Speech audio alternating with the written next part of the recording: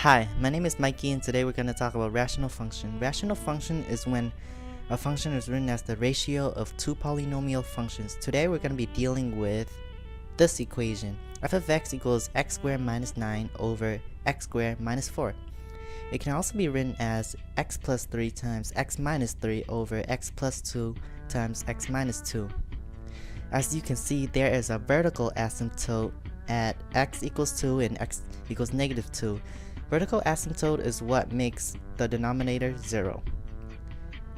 And then there's also a horizontal asymptote. We know that there is a horizontal asymptote because of the three rules.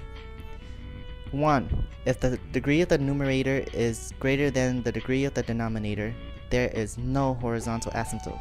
If the degree of the numerator is equal to the degree of the denominator, then we can find the horizontal asymptote by dividing top and the bottom. The third is if the degree of the numerator is less than the denominator, then we can know that y equals 0.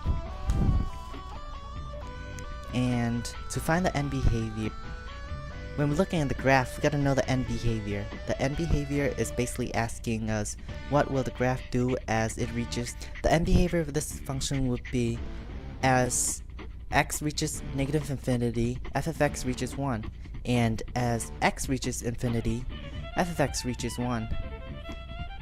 To find the x-intercept, change f of x to 0. And there is how you do it. And then to find the y-intercepts, change x to 0. And that's how you do it. Okay, the domain of this function would be negative infinity to negative 2, negative 2 to 2, and 2 to infinity. The vertical asymptotes breaks the graph into parts, therefore the domain have breaking points. And then the range would be negative infinity. The range is like this because the horizontal asymptotes break the graph into parts, therefore we have different portions and splits for the range. That's it. And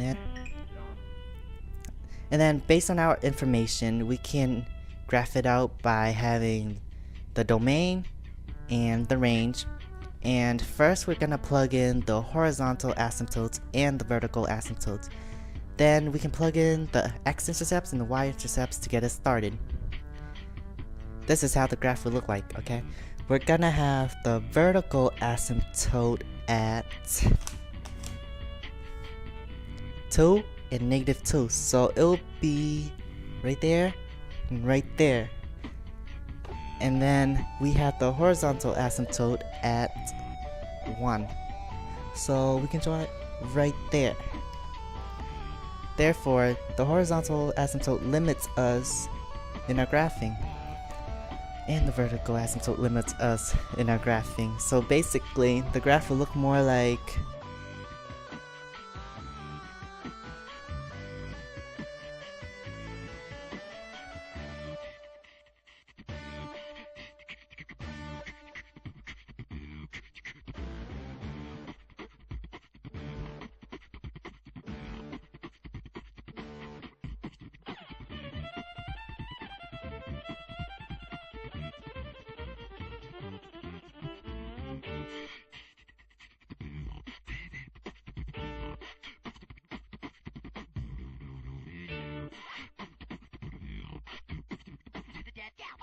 Then the devil went down to Georgia.